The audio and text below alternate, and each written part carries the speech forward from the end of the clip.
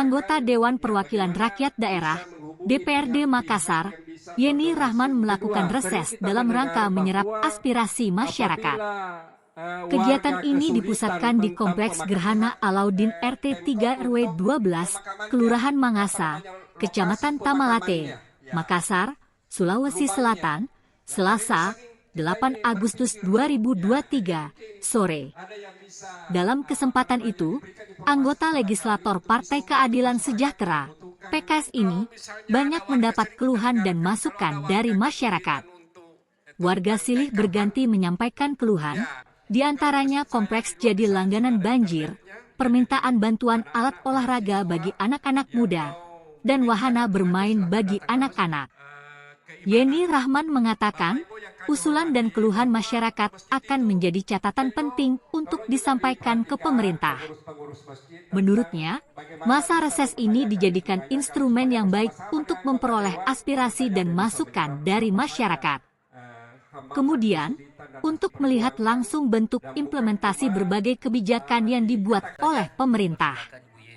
Sebelumnya juga, Yeni Rahman menggelar temu konstituen ketiga di Jalan Kakaktua 2 Lorong 1 Kelurahan Pabatang, Kecamatan Mamajang, Kota Makassar, Senin, 7 Agustus 2023, lalu. Dalam reses yang berlangsung pada 5 hingga 8 Agustus 2023 itu, legislator PKS ini mendengarkan keluhan masyarakat. Mulai dari pihak pemerintah kelurahan, tokoh masyarakat, pemuda, hingga kaum emak-emak. Mulai dari prosedur kepesertaan Jaminan Kesehatan Nasional Kartu Indonesia Sehat, hingga minimnya bantuan pemerintah kepada masyarakat dalam mengembangkan usahanya. Seperti keluhan warga bernama Wanti soal kondisi saluran drainase mempet hingga kurangnya perbaikan oleh pemerintah kota. Sehingga nanti saya bisa sosialisasikan kepada teman-teman pengurus di An-Nur. Selanjutnya, yang kami pun menyampaikan kepada Kesra bahwa yang menjadi tantangan kita di masjid adalah yang azan, muazin. Saya kemarin pernah kunjungan ke Sulbar, mereka itu sudah bagus di Majene kalau tidak salah. Mereka sudah ada yang namanya perangkat ibadah. Jadi yang diberikan bantuan bukan hanya imam rawatib, guru mengaji, penyelenggara jenazah, tetapi juga muazin.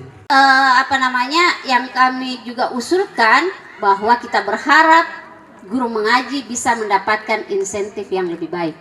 Dan akhirnya pada tahun ini mendapatkan 2 kali. Kita sih berharap bisa sampai jadi 3 kali setahun. Cuman karena kembali lagi keterbatasan anggaran. Kalau memungkinkan memang masjid itu hampir biar hari Minggu pun masih bisa dilayani pemberian kain kafan, tetapi dengan catatan orang yang tidak mampu. Jadi pertama masuk ke kuburan, ini lagi mencari lahan. Ini memang lagi mencari lahan karena di Sudiang juga sudah hampir penuh, apalagi di Dadi. Cuman Dadi ini sudah bagus, bisa dibuka kalau ada keluarga.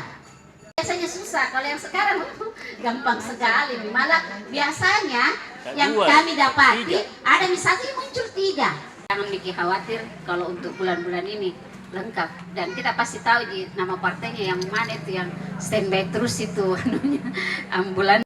Mungkin di sini kebetulan ada Pak Lurah juga dan Ibu Yeni mungkin bisa mengakomodir bagaimana caranya, karena aspirasi juga sudah disampaikan ke Pak RW ke ini, tapi belum ada ini, malah ada fasilitas umum yang tertentu yang sudah ada tapi kurang memadai, belum di aspal gitu. Jadi kalau hujan becek mungkin bisa di tahunan 17 Agustus dia melakukan kepanitiaan ya, hari besar keagamaan, hari besar nasional. Ya, tidak pernah kita dengar gerhana ini ada tawuran, ada perkelahian, karena ini dari sejak kecil sejak ini kita bina dengan baik. Manajemen sistem informasi manajemen masjid, ya, agar supaya pengurus masjid itu bisa mahir bagaimana mengolah keuangan. Alhamdulillah. Yang penting kita kompak semua. Terakhir, kita beli motor sampah ini ya gotong royong dari semua warga, motor baru. Ya, jadi saya usulkan. Kan kasihan lagi SMP 26. Ah, di situ. Kalau jalanan SMP 26 sudah dinaikkan, air sudah masuk di gerhana. Jadi kita ini mau kasihnya semua lagi rumah. Ah, begitu. Jadi kami mohon karena ada Pak Lurah, jadi kami minta tolong diperhatikan soal drainase. Mungkin bisa alur airnya itu bukan hanya satu arah. Ya, jadi bisa ada ke Tabaria, kemudian bisa ada ke Malengkeri, Pak. Karena selama ini di kompleks PU itu tersendiri itu ada memang sengaja itu menutup gotnya.